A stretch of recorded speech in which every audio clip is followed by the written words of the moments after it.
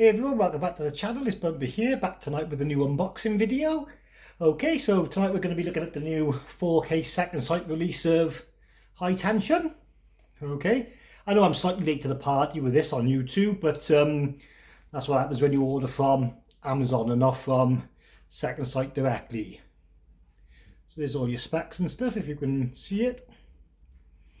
Okay, so High Tension then, it's a horror from the early noughties, directed by Alexandre Aja, and it's one of the first in the wave of new extreme French movies that I really like. Alexandre Aja is one of my favourite directors actually, so I'm really stoked to have this in 4K. So you've got your character here, I think her name's Marie in the film, there. And just look at the back now, so you've got HDR10+, so there's no Dolby Vision, but that's okay. There's Dolby Sound, there's only DTS, but again, I'm not much of a sound freak. So special features, approved by director Alexandre Aja, the remaster, so that's good.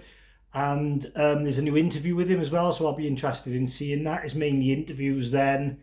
I can't see anything like documentaries, although like I said before, an interview is really a documentary, but just with one person instead of numerous. Yeah, so wicked, you've got that sign on the back then, that's the car keys, like the guy, the crazy guy who's driving the van. Alright, then it comes in like this book type style. There's the guy there, the killer. I think that's all he's billed as, is the killer in this film, but you'll see why when you watch it to the end. And then there's your discs there. Okay, then we got some art cards as normal, they're not double-sided. So these are the images, so there's Marie twice, the killer who's not named, and there's Marie's friend who gets kidnapped by the killer and she goes on a mission trying to save her. Sort my hat out. Can't think what her name is, isn't it? And that's her again then. And that's Marie again with the old, I don't want to say a chainsaw, it's not a chainsaw, is it? Like a disc cutter, is it? Fucking Cracker's weapon, brutal. And there she is with the old spiked baseball bat type thing. Alright, so art cards are cool. Wicked book, really thick. Bang properly, you know, with staples. There's your guide there to everything that's in there, if you can see that.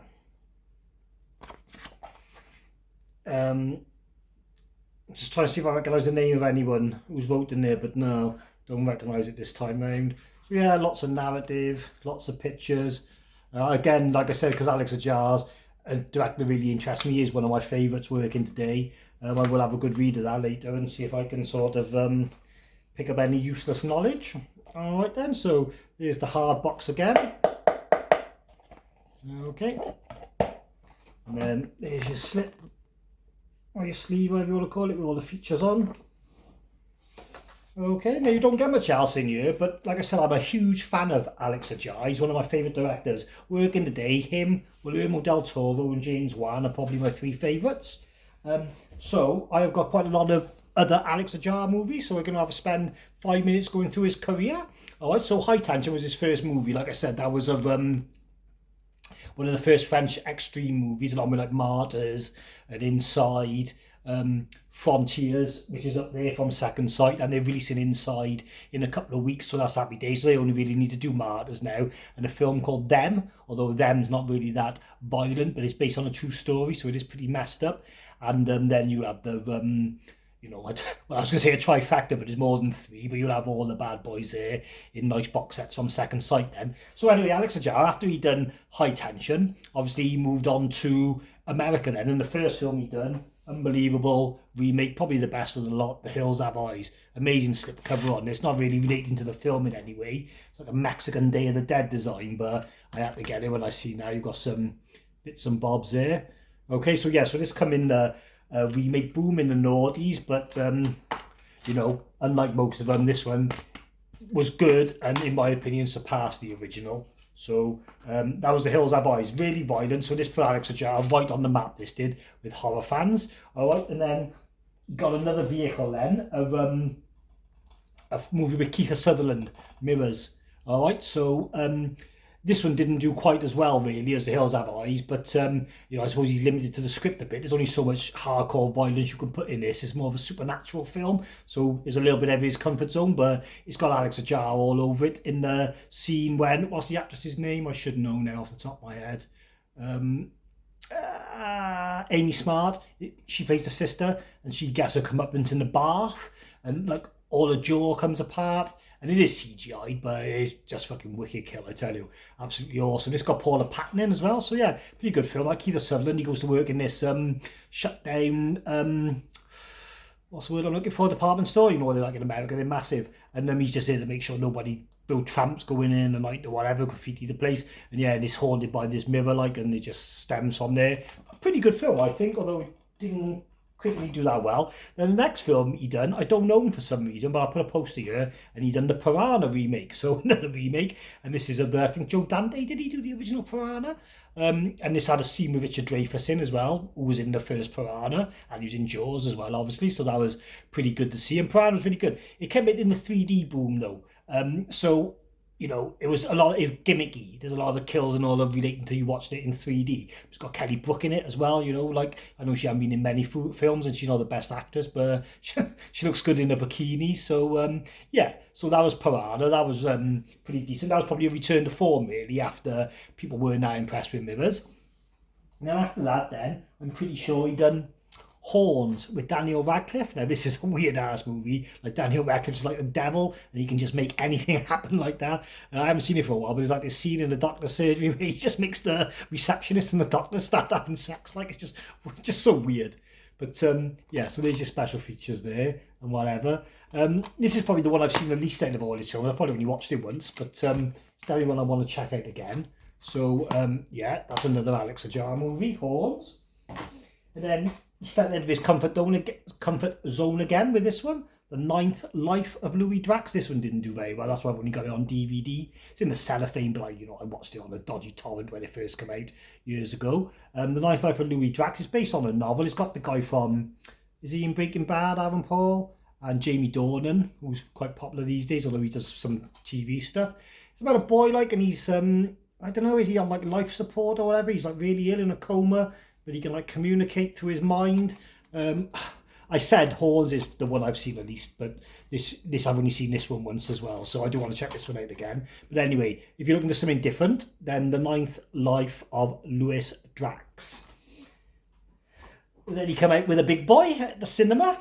All right, it was produced by Sam Raimi, and that was Crawl. Okay, so this film was amazing. It's now had a 4K release. I don't really feel the need to get the 4K. I've seen it once in the cinema and for the times on Blu-ray. Wicked film, okay?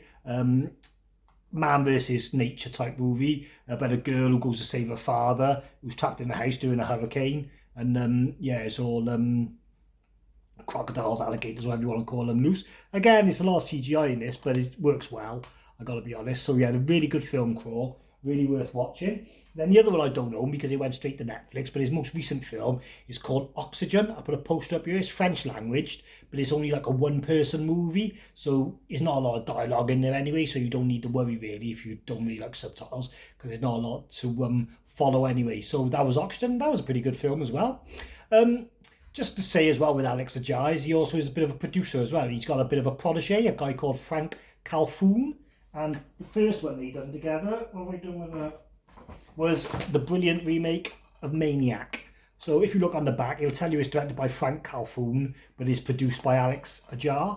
So Elijah was wicked in it. It's not as good as the original one, because I love Joe Spinell, don't get me wrong. But you can watch this as a totally different film, really. He scalpels them, like in Thing, but it is just it's different feel altogether. It's fucking messed up mind, really messed up.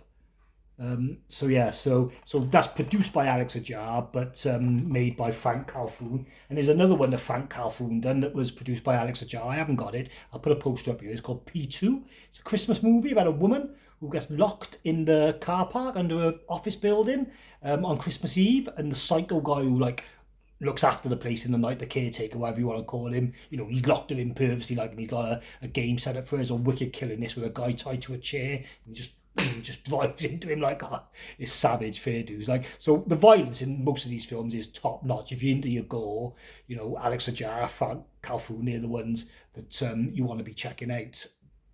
Okay, sorry, just pause it quickly. I wanted to just check something on my computer because there is one other thing I wanted to bring to your attention. If you're a fan of this movie, High Tension, you may know that Alex Aja was accused of copying this story from a Dean Koontz book called Intensity.